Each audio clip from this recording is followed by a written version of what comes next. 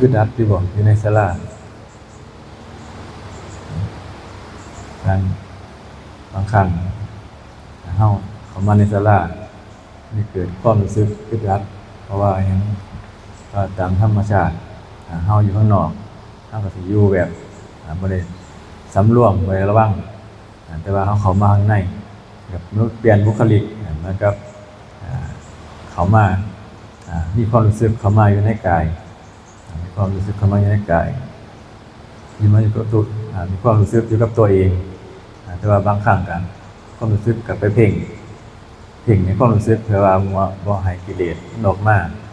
เพ่งในอารมณ์ไว้คมไว้บ่ให้กิเลสออกมามาเห็นเฮาบ่เห็นกิเลสบางคนมีสมาธิที่กำลังหลายไปอยู่ในความว่างบางคนก็ไหลไปในความคิดปรุงแต่งต่างๆนานาอันนี้คือสภาวะจากการปฏิบัติสามารถเห็นได้รู้ได้เหมือนกันทุกคนเห็นแต่พ่อแม่ครูบาอาจารย์ที่อาการได้ยินได้ฟังเวลาเขาเพิ่นสอบถามการบ้านในผู้ฝึกหัดเพิ่นเพียงมองซื่อๆที่ผู้เว้าไปก็ฮู้ว่าคนนี้เพ่งไปอยู่ในอารมณ์เดียวพยายามข่มจิตไว้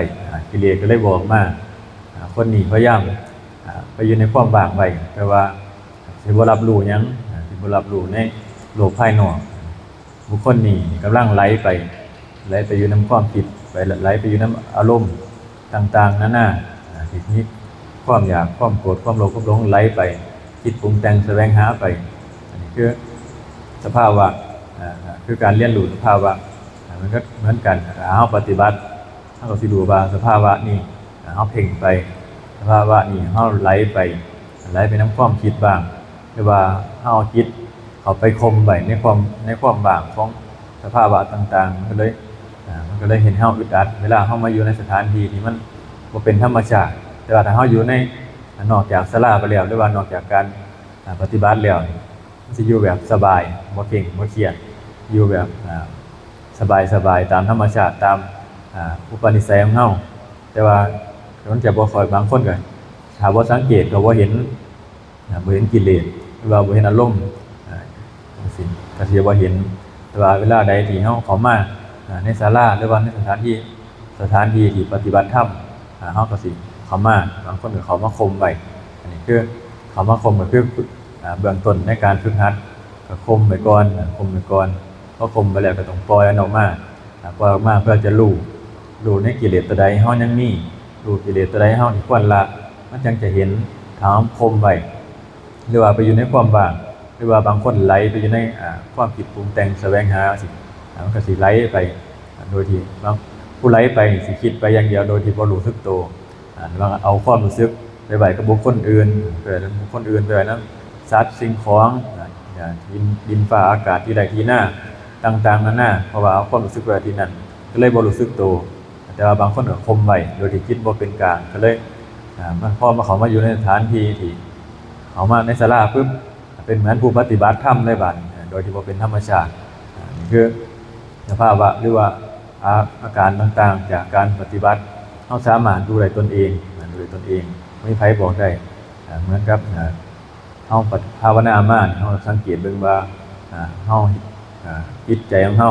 มันพัฒนาขึ้นบ่มันเจริญขึ้นบ่เจริญเหมือนสิ่งใดเจริญด้วยความโกรธจังซี่ความโกรธมันระงับได้เร็วบ่มันควบคุมมันเห็นแล้วมันเห็นอารมณ์ที่มันเกิดขึ้นมาแล้วเฮาดับมันจังซี่เฮาดับมันสิดับได้เร็วบ่หรือว่าเฮาเข้าไปเห็นมันเร็วบ่หรือว่ามันปรุงแต่งหรือว่ามันจนโกรธไปจนสุดแล้วจนได้เกิดการทำลายแล้วเฮาจังเห็นจังซี่อยากเห็นโทษมันทีหลังเมื่อได้รับโทษแล้วจังเห็นจังซี่หรือจังใดหรือว่าเฮาควบคุมมันได้คือความหรือว่าความโลภเกิดขึ้นมาก็ต่อกันบางครั้งก็เกิดจากความโลภมาก่อนความโลภเกิดขึ้นมาก็เลยเกิดมันบ่ได้ดังใจก็เลยเกิดเป็นความโกรธโมโหขึ้นมาเลยเห็นเกิดเป็นอารมณ์ความรู้สึกต่างๆขึ้นมาอันนี้คือให้เฮาสังเกตเบิ่งอารมณ์ความรู้สึกต่างๆจากการประพฤติปฏิบัติของเฮามาจากการให้ทานรักษาศีลภาวนาของเฮามามันได้ลดละปล่อยวางหรือว่านี้ขอทำอันใดนึงเป็นเครื่องเตือนสติเฮาบ่เฮามาเตือนใจของเฮา ธรรมะที่ครูบาหรือว่าครูบาองค์อื่นเพิ่นเว้าไปเพื่อว่าให้เฮาจับเอาหลักข้อคิดข้อใดข้อหนึ่งเพื่อว่าน้อมมาใส่ตนเองแล้วก็เอามาประพฤติปฏิบัติตามบ่แม่นว่าบ่ได้บังคับว่าให้ใครต้องเอาไปเฮ็ดตามแต่ว่าถ้าตัวใดมันเป็นประโยชน์แก่ตนเองก็น้อมเอามาใส่ตนเองเพื่อฝึกหัดปฏิบัติเพื่อว่าจิตใจของเฮามันสิได้สูงขึ้นมันสิได้พัฒนาขึ้นเหมือนกับแม่เฒ่าหลวงพ่อเพิ่นว่า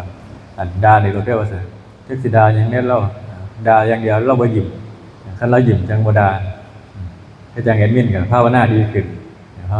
เป็นโรคประสาทน้อยลงอันนี้คือโรคประสาทน้อยลงขนาดหลายๆเนี่ยสิมีกำปั้นอีกนี่ก็คือว่าพัฒนาภาวนาดีขึ้นภาวนาดีขึ้นกว่าเก่าก็ถามอันนี้บ่แม่นรู้เองเด้ถามสอบถามจากการฝึกปฏิบัติว่าเฮาอยู่จังซี่เครื่องอยู่จังไดภาวนาจังไดเป็นจังไดแหน่ก็ถามเบิ่งซื่อๆนี่ล่ะเฮาได้มีแนวเว้ามีแนวเถียงก็ถามเอาก็คือว่าพัฒนาขึ้นเพราะว่าปกติเฮาสนทนานำเว้าแต่เรื่องสวรรค์เรื่องไปหาเล่นไปหาเลาะอันนี้คือว่าพอมาถามหลังๆมานี่กลับมาก็เว้าเรื่องการเห็นปฏิจจสมุปบาทหรือว่าเห็นการเกิดดับเข้าใจในความเกิดดับเข้าใจในความปรุงแต่งในอารมณ์ที่มันเข้ามากระทบในทางตาหูจมูกลิ้นกายเราสามารถควบคุมมันได้มีจิตตัวหนึ่งที่มันเป็นผู้รู้คอยสังเกตว่ามันสิออกไปทางใดจิตออกไปแล้วเมื่อมีสติรู้ทันมันก็สิดับลงไปโดยที่เฮาบ่ได้เข้าไปเจตนาหรือว่ามันเฮาเฮ็ดจนชินแล้วจิตมันสิไปเวลาจิตมันออกไปสิไหลไปคิดตามในรูปรสกลิ่นเสียงที่มันเข้ามากระทบมันก็สิควบคุมเข้ามาดึงเข้ามาก็เลยเห็นเป็นเกิดดับขึ้นมาเป็นเกิดดับในปฏิจจสมุปบาทคือการความบ่รู้มันก็เลยเกิดความปรุงแต่งขึ้นมาเกิดเป็นสังขารความปรุงแต่งขึ้นมาเมื่อปรุงแต่งแล้วก็เลยเกิดรูปนามมันก็พอมีรูปนามก็เลยลามไปถึงสลายตนะหรือว่าผัสสะเวทนาตัณหาอุปาทานภพชาติต่างๆแต่ตัวตนมันก็คือความบ่รู้ในขันธ์5ในขันธ์5ในรูปนามมันก็เลยเกิดอารมณ์ต่างๆขึ้นมาถ้าเฮารู้ในขันธ์5ในขันธ์5ว่ามันบ่แม่นของเฮาว่าเป็นตัวตนของเฮาบ่แม่นตัวบุคคลตัวตนเราเขาจังซี่ที่มันเกิดขึ้นมาในสลายตนะหรือว่าในภาษาต่างๆในเวทนาในตัณหาอุปาทานเพราะว่าหยังเพราะว่าเฮาเป็นพยายามเป็นผู้เข้าไปพักใส่มันหรือว่าเป็นผู้ดึงมันเข้ามาสิ่งเหล่านั้นก็เลยเกิดขึ้นแต่ที่จริงแล้วมันมีอยู่แล้วขันธ์5เมื่อมีขันธ์5เมื่อสิ่งเหล่านั้นมันก็สิตามมาในการกระทบกระทั่งหรือว่าภาษาเวทนาความสุขหรือว่าอุปาทานตัณหาอุปาทานจังซี่ก็สิตามมาคือเก่าเพราะว่าหยังเพราะมีขันธ์มีขันธ์5แล้วความทุกข์เหล่านั้นก็ตามมาแต่ว่าถ้าสิเห็นตัวใดตัวหนึ่งมันเวลาสิเห็นทุกข์ได้หลายเนี่ยมันบ่ได้เห็นจากทั้งหมดในสิ่งเหล่านั้นในปัจจัยแห่งการเกิดมันสิเห็นด้วยจากสิ่งใดสิ่งหนึ่งบางครั้งก็เห็นด้วยการผัสสะในทางตาที่มันทุกข์มันเข้ามาเฮาเห็นปุ๊บมันก็สิฮู้ว่าตัวนี้มันกำลังไหลไปทุกข์นำหรือว่าตัวใดที่เฮายึดบางครั้งก็เห็นตัวยึดมั่นถือมั่นบางครั้งก็เห็นตัวความอยากหรือว่าไปเห็นตัวความสุขตัวความทุกข์เห็นตัวใดตัวหนึ่งขึ้นมาเมื่อเห็นตัวใดตัวหนึ่งขึ้นมาแล้ววิชาก็เกิดขึ้นหรือว่าความรู้ทันมันความบ่รู้นั้นก็ดับไปเวลาใดที่เฮามีสติรู้มันความบ่รู้นั้นก็สิดับไปเมื่อดับสิ่งหนึ่งแล้วมันก็ดับทั้งหมดเพราะว่าหยังต้นตอมันอยู่กับร่างกายของเฮาอยู่ในขันธ์5ของเฮาถ้าเฮาเห็นตัวใดตัวหนึ่งในสิ่งเหล่านั้นเกิดขึ้นมาเห็นดับขึ้นมาเห็นมันเกิดขึ้นแต่ถ้าเฮาเข้าไปรู้มันก็ดับทั้งหมดพร้อมกันเลยนี่คือสิ่งที่มันเป็นไปในสิ่งเหล่านั้นบ่จำเป็นว่าในตำราเฮาสิอ่านท่องไปไล่ไปตั้งแต่อวิชชาพุ่นล่ะไล่จนฮอดจุดสุดพุ่นนี่คือตามตำราแต่ว่าถ้าเฮาเห็นมันเรียนรู้มันเห็นตัวหนึงแล้วก็ดับทั้งหมดในปฏิจจสมุปบาทนี่คืออาการที่เขาไปเห็นในการภาวนาความพัฒนาของตนเองสังเกตอารมณ์มันควบคุมตัวเองได้ดีขึ้นเพราะว่าเฮาอาศัยสติเข้ามานำมาเป็นตัวตั้งในการเดิน เดินปัญญาหรือว่าทรงฌานมันเข้าไปในอยู่ในอารมณ์เดียว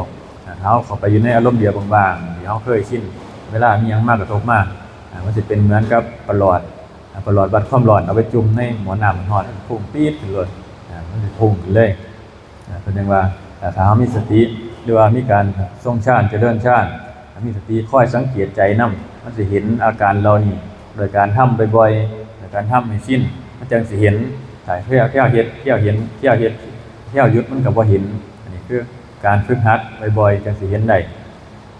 ทุกคนสามารถทำได้ขึ้นอยู่ว่าบุคคลใดสิใส่ใจในการประพฤติปฏิบัติบ่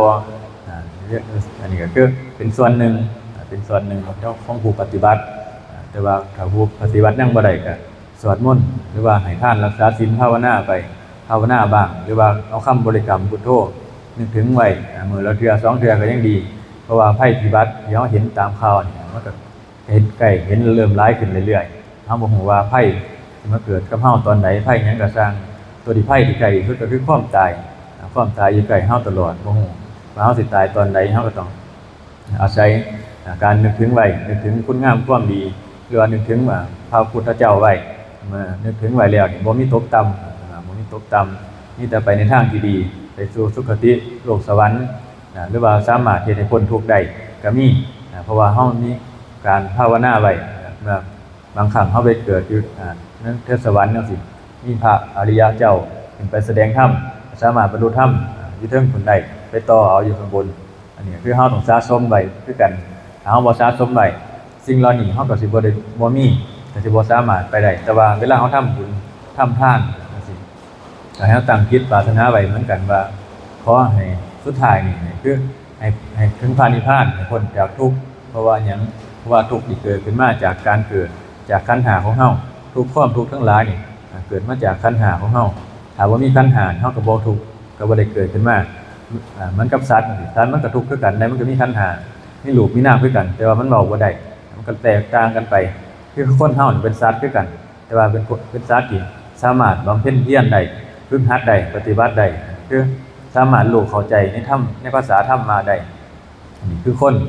แต่ว่าสัตว์นี่มันถึงบ่สามารถรู้ภาษาหรือว่ารู้ธรรมมาได้แต่ว่าก็อาศัยมันก็ฝึกหัดได้เหมือนกันฝึกหัดได้แต่ว่ามันบ่เข้าใจในภาษาธรรมมาอันนี้คือกันคำว่าสัตว์คือกันทั้งหมดคนที่เฮาเกิดมารวมโลกกันสัตว์ทั้งหลายเกิดมารวมโลกกันเกิดแก่เจ็บตายสุดท้ายตายคือกันเบิดขึ้นอยู่ว่าผู้ใดสิแสวงหาประโยชน์ในการเกิดขึ้นมาในชีวิตนี้ที่เฮาเกิดขึ้นมาแล้วนี่เฮาแสวงหาสิ่งใดมันเป็นประโยชน์เป็นแก่นสารแก่ชีวิตของเฮาถ้าเฮามั่วหลงละเริงไปนำทางโลกไปหลายสิไปเล่นไปแสวงหาต่างๆสิ่งก็สิเมื่อตายไปมันก็บ่มีอริยทรัพย์ติดตัวไปนำแต่ว่าถ้าเฮามีรู้จักว่าสิ่งเหล่านั้นเป็นสิ่งที่ของเอาไปนำบ่ได้ควรจะหาอริยทรัพย์ติดตัวไว้นำอริยทรัพย์ก็คือทานศีลภาวนานี่ล่ะเป็นสิ่งติดตัวไว้แต่ว่าเป็นเครื่องเป็นเสบียงในภายภาคหน้าเมื่อเกิดเฮาเดินทางไกลก็บ่รู้ว่าตอนใดสิถึงพระนิพพานคือทางไกลแต่ว่าถ้าผู้ใดได้ถึงกระแสแห่งพระนิพพานแล้วมันก็บ่ไกลมันก็จนจ่อเข้ามาถ้าผู้ใดได้ถึงเข้าโสดาบันแล้วมันก็จนจ่อเข้ามามันก็บกม่วงที่มันก้นสอดมันเหลืองจากก้นไปแล้วถึงที่สุดแล้วมันก็เหลืองทั้งหน่วยคือผู้เข้าโสดาบันแล้วสุดท้ายแล้วถึงพระนิพพานได้เหมือนกันแต่ว่าถ้าผู้ยังบ่เข้าถึงกระแสบัดเฮาก็ต้องอาศัยทานศีลภาวนาสิ่งเหล่านี้เป็นเครื่องหนุนนำในการสร้างบารมีของเฮาเพื่อว่าสิมันเต็มเพื่อว่าสิให้ตนเองพ้นจากทุกข์ก็ต้องอาศัยเริ่มจากการทำบุญกุศลไว้สิ่งใดที่มันบ่ดีสิ่งใดที่มันเป็นอกุศลเวลาเฮาคิดทำไปแล้วหรือคิดไปแล้วมันเฮ็ดให้เกิดความเร่าร้อนในจิตใจของเฮาในภายหลังเฮาก็จะไปคิดแต่สิ่งที่มันดีๆคิดแต่สิ่งที่มันเป็นกุศลเป็นบุญกุศลเมื่อเฮาคิดสิ่งที่ดีแล้วจิตใจเฮาก็สิเบิกบานไปนำเพราะว่าสิ่งเหล่านี้ที่เห็นได้ในปัจจุบันเพราะว่าเฮาเห็นในความดีคิดดีสวรรค์ในปัจจุบันก็ได้ไม่ว่าถ้าคิดในทางบ่ดีก็เร่าร้อนเป็นทุกข์เร่าร้อนก็คือนรกนั่นแหละอันเดียวกันเปรียบเทียบที่เฮาเห็นได้ในปัจจุบันเห็นได้โดยตนเองโดยที่บ่ต้องมีหูทิพตาทิพโดยเห็นได้โดยอารมณ์ความรู้สึก เวลาเฮาโกรธขึ้นมาจังซี่มันทุกข์มันเร่าร้อนคือคิดไปในทางที่มันบ่ดีคิดที่ไปในทางที่เป็นอกุศลถ้าคิดไปในทางดีทางบุญทางกุศลอยากให้ทานรักษาศีลภาวนาจังซี่อยากช่วยเหลือคนทุกข์คนยากจังซี่อยากช่วยเหลือคนที่ตกทุกข์ได้ยากจังซี่มันก็เป็นสิ่งที่ดีมีการให้ทานรักษาศีลสิ่งใดเฮาเฮ็ดได้จังซี่สิช่วยเหลือคนได้คิดไปในทางที่ดีนี่คือจิตใจเฮามันก็เบิกบานขึ้นมาเมื่อได้กระทำแล้วจิตใจเฮาสิเบิกบานขึ้นมาบ่นำความเร่าร้อนเข้ามามันสิมีแต่ความสุขไปในภายภาคหน้าไปในทางเวลาตายถ้าเฮาเฮ็ดอยู่บ่อยๆจังซี่มันก็สิความดีตัวนี้มันสิเข้ามาเพราะว่าหยังเพราะว่ามีความเคยชินในการนึกคิดในสิ่งที่ดีมันก็สิสามารถนำพาเฮาไปสู่สวรรค์ได้เอาซ้ำนี่ล่ะสาธุ